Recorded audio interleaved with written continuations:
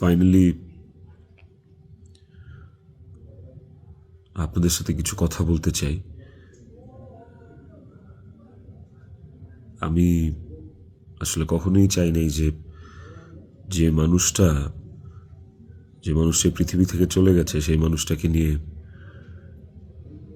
খুব বেশি বড় কোনো কনভারসেশন আপনাদের সাথে করতে। আমার ওয়াইফ ইকরা, ওই যেহেতু এই পৃথিবীতে নাই, ওরে নিয়ে এত ক্লিয়ারিফিকেশন, ওকে নিয়ে এত কনভারসেশন আমার কাছে মনে হয়েছে যে দরকার নাই। আমি বরাবরই আমার সংসারের ব্যাপার, আমার ঘরের ব্যাপার আমি ঘরে রাখতে পছন্দ করি। সেই জায়গা থেকে ওর মৃত্যুটা এমনিতেই আমাকে যে ট্রমা দিচ্ছে, ওর মৃত্যুটা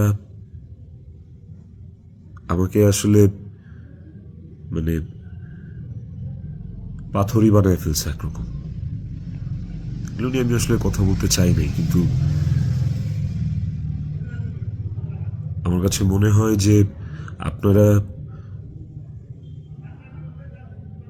গল্পের একটা পাতা পড়েই পুরো গল্পটাকে জাজ করতেছেন।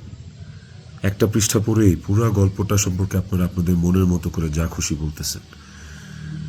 পাতার এক পাশ পড়ে আরেক পাশ পড়বেন না, এটা তো হয় না, তাই না? আর আমি আসলে কোনো কিছু প্রপারলি গুছায় বলার মতো স্টেটে নাই, পরিস্থিতিতে নাই।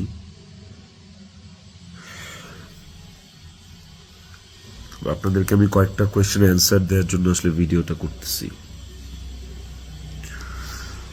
যে প্রশ্নের উত্তরগুলি আপনাদের কিছুটা হলেও কনফিউশন দূর করবে।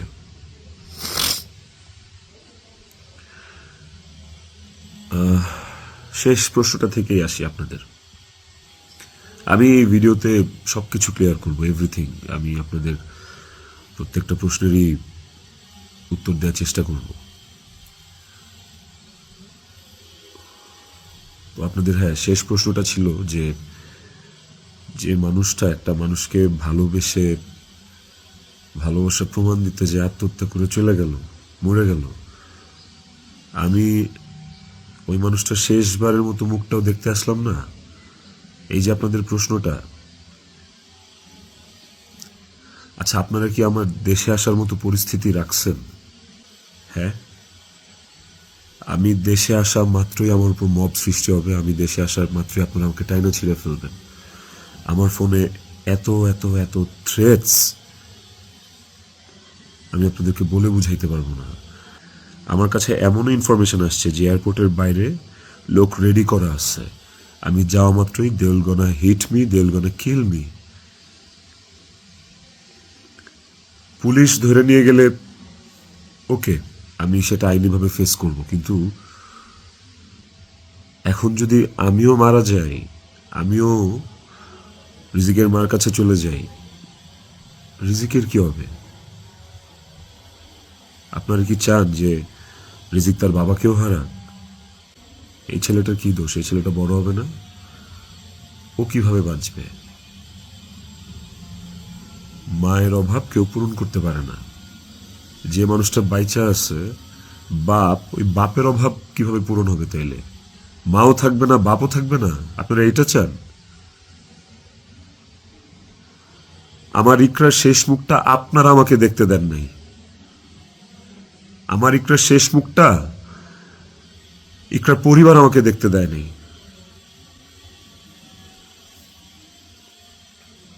16 বছর সংসার করছি, 16 বছর একটা শত্রুর সাথেও যদি কেউ এক ছাদের নিচে থাকে, সে মারা গেলে তার চেহারাটা দেখার জন্য ছটফট করে মানুষ। আর আমার বউ ছিল, আমি ভালোবাসা তার বিয়ে করছি, ওই মানুষটা মারা গেছে, তার শেষবারের মতো তার চেহারাটা আমি দেখবো না?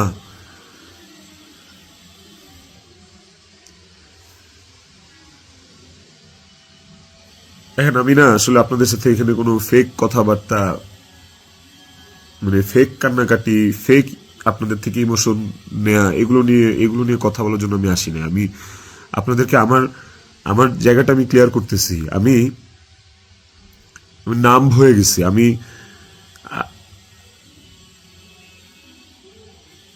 আমারও মনে হয় যে আমি যে কোনো সময় কোনো একটা দুর্ঘটনা ঘটায় ফেলতে পারি, বাট ওই মুহূর্তে যখন রিজিকের ফেসটা আমার চোখের সামনে আসে না, আমি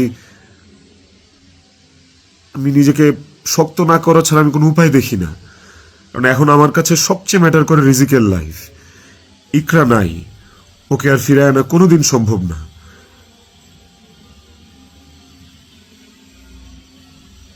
আমার কাছে এখন সবচেয়ে বেশি প্রায়োরিটি হচ্ছে রিজিকের জীবনটা। আপনারা না রিজিককে ভালোবাসেন, আপনারা না রিজিককে নিয়ে অনেক কনসার্ন। এই যে এত এত গালি আর হেট্রেড আমাকে নিয়ে, এত কিছু, সবকিছুর অ্যান্সার আপনাদেরকে আমি দিব। তার মধ্যে একটা জিনিস আমাকে একটু হলেও স্বস্তি দিছে, সেটা হচ্ছে যে আপনারা রিজিককে নিয়ে অনেক কনসার্ন। তাহলে রিজিক তার বাবা হারাইলে আপনারা খুশি হবেন? আপনাদেরকে আরেকটা কথা বলবো, সেটা হচ্ছে যে আপনারা অনেকেই বলতেছেন যে এদিকে বউ মারা গেছে অথচ আমি আসতেছি না, নেপাল থেকে আসতে কয় ঘন্টা লাগে, নেপাল কি মঙ্গল গ্রহে নাকি, অনেক অনেক কথা বলতেছে। কন্টেন্ট ক্রিয়েটাররা ভিডিও বানাইতেছে যে নেপাল থেকে আসলে 1 ঘন্টা লাগে, এই লাগে সেই লাগে। ভাই, আমি নেপালে 18 বার আসছি, আমি জানি নেপাল থেকে যেতে কতক্ষণ লাগে। কিন্তু নেপাল থেকে বাই রোডে বাংলাদেশে যাওয়ার কোনো সুযোগ নাই। ইন্ডিয়া হয়ে বাই রোড যাওয়া যায়, সেটাও লুকায় টুকায় যাওয়া যায়, অথবা ইন্ডিয়ার ভিসা থাকা লাগে। কিন্তু যেদিনের ঘটনা, সেদিন আমি এমন কোনো চেষ্টা বা প্রয়াস বাদ রাখি নাই যে নেপাল থেকে বাংলাদেশে যেন আসা যায়। সেটা বাংলাদেশ নেপাল ডিরেক্ট ফ্লাইট হোক, ছিল না। ট্রানজিট ফ্লাইট ছিল না, একটা ট্রানজিট ফ্লাইট ছিল, ওইটার টাইম আর ওইটাতে আসলাম, ওকে পরের দিনে আসতে হইতো। তারপর আমি বিজনেস ক্লাস ট্রাই করছি, যে কোনো ট্রানজিট ফ্লাইটে বা নেপালের ফ্লাইটেই কোনো বিজনেস ক্লাস আছে কিনা। আমি অনেকভাবে চেষ্টা করছি যে সামহাও বাংলাদেশে আমি ঢুকতে পারি কিনা, বাট ওই দিন, যেদিনের ঘটনা, ওই দিন আমি কোনোভাবেই টিকিট ম্যানেজ করতে পারি নাই। এটা হচ্ছে যেদিনের ঘটনা, সেদিনের কথা বললাম। আর এরপরের দিন আপনারা যে বলতেছেন যে শেষ দেখাটাও দেখলাম না, আসলাম না, এই না সেই না, আমি টিকিট কাটছিলাম। কারণ ওই টিকিটটা ছাড়া অন্য কোনো টিকিটে আসলেও আমাকে দেরি করে আসতে হইতো। সো সবচেয়ে ফাস্টেস্ট টিকিট ছিল এটাই, বাংলাদেশ বিমানের কাঠমান্ডু টু ঢাকা, বাংলাদেশ বিমানের কাঠমান্ডু টু ঢাকা। দেখেন, এখানে লেখা আছে 1 মার্চ। এই যে 1 মার্চ, আমি টিকিট কেটে ইমিগ্রেশন পার করেও চলে আসছি। তারপরে যেটা হয়েছে, আমার কাছে ইনফরমেশন আসছে যে এয়ারপোর্টে এভরিথিং ওয়াজ রেডি। আমি ঢুকা মাত্রই আমাকে হিট করবে বা আমাকে পুলিশের হাতে পড়ার আগেই আমাকে যা করার করবে। তো ওই অবস্থায় তো আমি দেশে ঢুকবো না। এবং এর সাথে শুধু আমার কাছের মানুষজনই যে জড়িত তা না, আর অনেক মানুষজন জড়িত। আমি পুরোটা না বলি, কাউকে ছোট করতে চাই না বা কাউকে আমি এখনই দোষ দিতে চাই না। তো আমি যখন বুঝতে পারলাম যে আমি দেশে আসা মাত্রই আমার উপর অ্যাটাক হবে এবং এটা হিতের বিপরীত হবে, এবং এখন মব হলে যেটা হয় যে পুলিশও আসলে অনেক সময় নিরুপায় হয়ে যায় সিচুয়েশনে, ওই জিনিসটা অ্যাভয়েড করার জন্য যে আমার কিছু হইলে এখন আমার ছেলের কী হবে, আমার ছেলে তো আমার পথ চেয়ে বসে আছে, ওই ব্যাপারটা যখন আমি জানতে পারি, ক্লিয়ারিফাই হই, তখন আমি ইমিগ্রেশন ক্রস করার পরেও আমি অফলোড হই। দেখেন, এখানে রিজেক্টেড লেখা আছে, অফলোড হওয়ার। তো এই ছিল রিজন। আর যারা বলতে চাচ্ছেন যে আমি আসি নাই, আমার আসার ইচ্ছা নাই, দেখার ইচ্ছা নাই, খুবই বুলশিট কথা এবং ভুল কথা। আমার বউ মারা গেছে, যার সাথে আমি 16 বছর কাটাইছি, যারা আমি ভালোবেসে বিয়ে করছি, যাকে আমি ভালোবাসছি, তার শেষ মুখটা আমি দেখতে আসবো না, এটা শুনতে পাইলেও বা এটা শোনার পরও আসলে আমার কলিজাটা কাঁপা ওঠে, আমার ছটফট করে। আমি যখন আপনাদের রিলস দেখি, আমি যখন আপনাদের ভিডিও দেখি যে কবরে শোয়ানো হচ্ছে, কবর খোঁড়া হচ্ছে, লাশের গাড়ি যাচ্ছে, ভাই আমি ঠিক থাকতে পারি না। আমার ভেতরটা যে কেমন ছটফট করে, আমি আপনাদেরকে এটা বুঝাইতে পারবো না। এটা বুঝানোর সাধ্য কারো নাই, যার যায় সে বুঝে। বিশ্বাস করেন, যার যায় একমাত্র সে বুঝে, আর কেউ না। আপনাদের অনেক বড় একটা প্রশ্ন, অনেক বড় একটা জানতে চাওয়া যে ইকরার সাথে আমার এমন কি কথা হইল যে ইকরা সুইসাইড করতে বাধ্য হয়েছে। ইকরার সাথে আমার ভিডিও কলে ইকরা এমন কি দেখলো যে ইকরা আত্মহত্যা করলো। তো নেপালে আসার পর থেকে সমস্ত কনভারসেশন ইকরার সাথে আমার শেষ পর্যন্ত আমি আপনাদেরকে প্রোভাইড করব। কমেন্ট সেকশনে আপনারা দেখবেন, দেখলে আপনারা বুঝতে পারবেন যে আসলে কি ঘটছে বিষয়টা। আরেকটা যে বিষয় সেটা হচ্ছে যে কিছু স্ক্রিনশট ঘুরে বেড়াচ্ছে ফেসবুকে, সোশ্যাল মিডিয়াতে, যে ওখানে লেখা আমি ইকরাকে বলতেছি আমি ওকে ডিভোর্স দিয়ে তিথিকে বিয়ে করব, অ্যান্ড আপনারা ভাবতেছেন এই জন্য ইকরা সুইসাইড করছে। আপনাদেরকে বলতে চাই ওই স্ক্রিনশটটা পুরোটাই ফেক। কারণ হচ্ছে আমি কোনোদিন ইকরার সাথে বাংলায় কনভারসেশন করি নাই, কোনো চ্যাটিংয়েই ওর সাথে আমার কোনোদিন কোনো বাংলায় এরকমভাবে বাংলা লেখায় ওর সাথে আমার কোনোদিন কোনো কনভারসেশন হয় নাই। ইকরার সাথে আমি সবসময় বাংলা আর ইংলিশ মিক্স কনভারসেশন করছি। বাংলা আর ইংলিশ মিক্স বলতে বাংলিশ ভাষায় আর কি, বাংলাটাকে ইংলিশে লিখে ওর সাথে কনভারসেশন করছি। তো ওই স্ক্রিনশটটা দেখে আপনারা ভুল বুঝেন না, মিসজাজ করেন না, ওটা একটা ভুয়া এবং ফেক স্ক্রিনশট। আমাকে ফাঁসানোর জন্য আসলে ওই স্ক্রিনশটগুলো বানানো। কে বা কারা বানাইছে আই হ্যাভ নো আইডিয়া। তো টক্সিসিটি একটা বিষয়, আমাদের রিলেশনশিপটা অনেক আগে থেকেই টক্সিক ছিল, অনেক আগে থেকে টক্সিক ছিল। তিথির সাথে পরিচয় হওয়ার আগে থেকেও টক্সিক ছিল, অ্যান্ড ও অনেক আগে থেকে আমার কাছে ডিভোর্স চাইতো, কিন্তু আমি কোনোদিনই ওকে ডিভোর্স দিতে চাইনি, তালাক দিতে চাইনি। আমার একটাই কথা ছিল যে আমি সংসার করব, কারণ আমি নিজে একটা ব্রোকেন ফ্যামিলি থেকে বড় হওয়া ছেলে। আমি যখন ক্লাস 5 বা 6 পড়ি তখন আমার বাবা মার মধ্যে ডিভোর্স হয়, সেপারেশন হয়। আমি খুব ভালো করে ফিল করছি, আমি নিজে ফিল করছি যে একটা ব্রোকেন ফ্যামিলিতে একটা সন্তান কোন ধরনের ইনকনভেনিয়েন্স, কত ধরনের সমস্যা ফেস করে, তার মেন্টাল স্টেট কেমন হয়। আমি কোনোদিনই চাইনি রিজিক এই স্বাদটা পাক। আমি কোনোদিন চাইনি যে রিজিক ব্রোকেন ফ্যামিলির বাচ্চা হোক, বেবি হোক, বা ও আমি যে কষ্টটা ফিল করছি আমার লাইফে এই কষ্টটা, সেম কষ্টটা রিজিক ফিল করুক, এটা আমি কোনোদিনই চাইনি। এই কারণে আমি অলওয়েজ আমার মধ্যে ট্রমাটা ছিল যে মানে ব্রোকেন ফ্যামিলির কনসিকুয়েন্সেস কি। আমি কোনোদিন ওর কাছে বলি নাই যে আমি ওকে ডিভোর্স দেবো বা আমি ডিভোর্স দিতে চাই। আমি অলওয়েজ ওর সাথে সংসারই করতে চাইছি। তো স্ক্রিনশট দিব, আপনারা দেখতে পাবেন। ইকরা শুরু থেকেই, আমাদের সম্পর্কের শুরু থেকেই অনেক সন্দেহপ্রবণ ছিল, আর এই সন্দেহপ্রবণতার কারণে আসলে আমাদের সম্পর্কটা বেশ টক্সিক হয়ে গেছিল। আর এই টক্সিসিটির মধ্যেও আমরা আসলে সংসারটা চালায় যাচ্ছিলাম। এই যে মানুষটা চলে গেল আমাদেরকে রেখে, এই যে মানুষটা মারা গেল, আমার সহধর্মিনী, ওরে নিয়ে আসলে আমার কতটুকু বলা উচিত আমি আসলে জানি না, কিন্তু সময় চলে আসছে, অনেক কিছু আপনাদেরকে আসলে জানানো উচিত, আপনাদেরকে জানাইতে হবে আমার, কারণ আপনারা একতরফা ভেবে যাচ্ছেন বিষয়টাকে। ওর কিছু বদভ্যাস ছিল, ওর জেনুইন কিছু বদভ্যাস ছিল যেগুলো আসলে ওকে আরও ক্রেজি করে ফেলছে, যেগুলো ওকে আরও মানে এমনি তো বাইরের মানুষ থেকে ট্রিগার্ড হইতো, ওই জিনিসগুলো ওকে আরও পেয়ে বসতো আর কি। এই বিষয়গুলো আসলে আমি জাস্ট মুখের কথা বলতেছি না, আমার কাছে প্রমাণ আছে। ইভেন আমি আপনাদেরকে এগুলো সব শেয়ার করব পরের ভিডিওতে with documents and all. Iqra triggered হয়েছে, কিন্তু সেটা আমি করি নাই।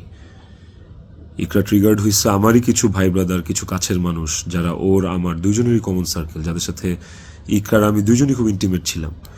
ওরা ডে বাই ডে ওকে ট্রিগার করে করে আজকে এই জায়গায় নিয়ে আসছিল। এবং এই মানুষগুলা তো থার্ড পার্সন আমার জীবনে। একটা সংসার তখনই টক্সিক হয় যখন বাইরের মানুষরা ওই সংসারের মধ্যে ইনভলভ হওয়া শুরু করে, বাইরের মানুষগুলা ওই সংসারে হাজবেন্ডকে বা ওয়াইফকে ট্রিগার করা শুরু করে। তো এই মানুষগুলা সম্পর্কে আমি পরে অন্য একটা ভিডিওতে হয়তো বলবো, বা এই মানুষগুলো সম্পর্কে ওরা যারা নিজেদেরকে কাকরাইল মসজিদের ইমাম সাহেব মনে করে আমার সংসারে ইন্টারফেয়ার করছে, তাদেরকে নিয়ে পরে কথা বলবো উইথ প্রুফ। কিন্তু এখন আসলে আমি এইসব বিষয়ে বা অন্য কাউকে রিভিল করার মতো আসলে মেন্টাল পরিস্থিতিতে নাই। আমি কতটুকু গুছায় কথা বলতে পারতেছি আমি সেটাও জানি না, কিন্তু আমি ইকরাকে সুইসাইড করতে ট্রিগার করি নাই, শি ওয়াজ ট্রিগার্ড। এবং এই বিষয়টা আপনারা, আমি যে স্ক্রিনশটগুলো প্রোভাইড করব ওই স্ক্রিনশটগুলো দেখলে আপনারা বুঝবেন, যেখানে একটিবারের জন্য আমি ওকে কোথাও বলি নাই যে আমি ওর সাথে থাকবো না। আর আমার পুরো কনভারসেশনে আমি কখনো ওকে গালিগালাজ করি নাই, আপনারা সেটা পাবেন না। বরঞ্চ ও আমাকে অনেক গালিগালাজ করছে, অনেক উল্টাপাল্টা কথা বলছে, অনেক থ্রেট দিচ্ছে, অনেক কিছু করছে। তো আমি ট্রিগার করি নাই, আমি অন্তত চাই নাই যে ও সুইসাইড করুক। আমার কাছে ইকরা শুধু আমার ওয়াইফ ছিল না, আমার কাছে এত টক্সিসিটির পরে এসেও ইকরা আমার কাছে আমার সন্তানের মা ছিল। এটা আমার কাছে অনেক বড় একটা ব্যাপার ছিল। আপনাদের আরেকটা বড় প্রশ্ন বা জানার ব্যাপার ছিল যে ইকরার মৃত্যুর আগে ওর ভিডিও কলে ও এমন কি দেখছে বা আমি এমন কি বলছি ভিডিও কলে যে কারণে ও বাধ্য হয়েছে সুইসাইড করতে। আপনাদেরকে যে স্ক্রিনশটটা দিব ওই স্ক্রিনশটটাতে আপনি নিচে গেলে দেখতে পারবেন যে একটা কনভারসেশনের পরে ওর সাথে আমার একটা 22 সেকেন্ডের ভিডিও কল। ওই 22 সেকেন্ডের ভিডিও কলটার বিষয় বলি। ও আমাকে কল দিচ্ছে, আমি ফোনটা ধরছি, ধরার পর ও আমাকে বলছে যে আমার শেষবারের মতো দেখে না, আমার আর জীবনে কোনোদিন দেখবি না। তো ওর ওই কথাটা শোনার পরে আমার কাছে মনে হয়েছে যে আমি খুব ঘাবড়ে গেছি, আমি ভয় পেয়ে গেছি যে নিশ্চয়ই কোনো একটা দুর্ঘটনা ঘটবে। সাথে সাথে আমি আমার অ্যাসিস্ট্যান্টকে কল দিছি যে ম্যাডাম পাগলামি করতেছে, ম্যাডাম রে তাড়াতাড়ি যা দেখ ম্যাডাম কি করতেছে, তাড়াতাড়ি পাগলামি করতেছে। ওই অ্যাসিস্ট্যান্টের সাথে কথা বলার সময় আমার ফোনে ওই কথা বলা অবস্থাতে আরেকটা ভিডিও কল আসছে। অ্যাসিস্ট্যান্টকে আমি হোয়াটসঅ্যাপে কথা বলতেছিলাম, মেসেঞ্জারে আমার ভিডিও কলটা আবার আসছে ইকরার থেকে। তো অ্যাসিস্ট্যান্টের সাথে কথা বলতে বলতে ওই কলটা রিসিভ করতে পারি নাই। অ্যাসিস্ট্যান্ট ততক্ষণে ম্যাডামের ওখানে গেছে, আর আমার কলটা যেহেতু আমি ধরতে পারি নাই, তারপর আমি অ্যাসিস্ট্যান্টের সাথে কথা শেষে আমি নিজে কল ব্যাক করছি। তারপর আর ওই কল ওখান থেকে আর কখনো রিসিভ হয় নাই। তো আমার কথা হচ্ছে যে আমার কথা ভাবে নাই, মানলাম। আমার ছেলেটা রিজিক পর্যন্ত যে ওকে গেটে ধাক্কা দিচ্ছে, নক করছে, বলছে যে মা দরজা খুলো, মা দরজা খুলো। রিজিকের কণ্ঠস্বরটা কি ওর কানে যায় নাই? রিজিকের প্রতি কি ওর একটু মায়া কাজ করে নাই রিজিকের কথাটা শোনার পরে? তো এই ভিডিও কলের বিষয়টাও আপনাদেরকে আমি ক্লিয়ার করলাম। আই হোপ আপনারা স্ক্রিনশট দেখলে বুঝতে পারবেন। এবার আসেন নেপালের শুটিং প্রসঙ্গ।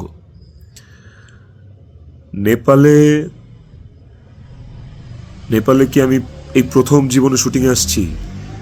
এর আগে আমি নেপালে শুটিং করছি, এর আগে আমি মালয়েশিয়াতে শুটিং করছি, থাইল্যান্ডে শুটিং করছি, সুন্দরবনে শুটিং করছি, দেশে মানিকগঞ্জ, কক্সবাজার, কত জায়গায় কত আউটডোরে শুটিং করছি। তিথিও ছিল অনেক শুটিংয়ে। ওইসব শুটিংয়েও কিন্তু আমার আশেপাশের মানুষগুলা যারা প্রিটেন্ড করতো যে তারা আমার শুভাকাঙ্ক্ষী, বাট অ্যাকচুয়ালি তারা আমার শুভাকাঙ্ক্ষী না, ওই মানুষগুলা কিন্তু তখন ইকরাকে অনেক ট্রিগার করতো। কই, তখন তো ইকরা এই ধরনের কোনো স্টেপ নেয় নাই, তখন তো আত্মহত্যা করে নাই। আপনারা ইকরার আর ইকরার বান্ধবীর স্ট্যাটাস, সরি কি বলে ওটাকে, স্ক্রিনশট বোধহয় পড়ছেন। ওখানে কিন্তু ইকরা নিজেই স্পষ্ট লিখছে যে ও এইসব মানুষের কথাবার্তা নিতে পারতেছে না, গত 3 বছর ধরে ও এইসব মানুষের ট্রিগার আর সহ্য করতে পারতেছে না। ওর নিজের কথা ও নিজে লিখছে, আপনারা পড়ছেন। তো কিভাবে বলেন যে আমার ইকরাকে আমি মেরে ফেলছি? আমার ইকরাকে এইসব মানুষ মেরে ফেলছে, এরা মেরে ফেলছে ট্রিগার করতে করতে, ওর কান ভরতে ভরতে। ইকরা ওয়াজ সো সফট হার্টেড, ও বাইরে থেকে অনেক শক্ত কিন্তু ভেতরে খুব নরম একটা মানুষ ছিল। ওকে খুব সহজে ম্যানিপুলেট করা যাইত, ও মানুষের কথা বিশ্বাস করতো কারণ ও খুব সহজ সরল ছিল। তো এই আশেপাশের মানুষগুলো এই সুযোগটাই আসলে কাজে লাগাইছে, আশেপাশের মানুষগুলো এই চান্সটাকেই আসলে ইউটিলাইজ করছে। আপনারা অনেকেই বলতেছেন যে বউ ডিপ্রেশনে আছে আর জামাই নেপালে গার্লফ্রেন্ডের নিয়ে ফুর্তি করতেছে, বার্থডে উদযাপন করতে গেছে, এই ধরনের কথাবার্তা আপনারা অনেক বলতেছেন। দেখেন, এই নেপালে শুটিংয়ের আসার কিছুদিন আগে আমার নিজেরও বার্থডে ছিল। আমার বউ সুন্দর করে আমাকে সারপ্রাইজ দিচ্ছে, আমার ছেলে নিজের হাতে সাজাইছে, বাসায় আমার বার্থডে সেলিব্রেট করছে। তাইলে কি আমার বউ ডিপ্রেশনে ছিল? ডিপ্রেশনে থেকে আমাকে এত সুন্দর সারপ্রাইজ দিয়ে আমার বার্থডে সেলিব্রেট করছে। ওই ছবিগুলো তো ফেসবুকে আছে, কিছুদিন আগের ছবি।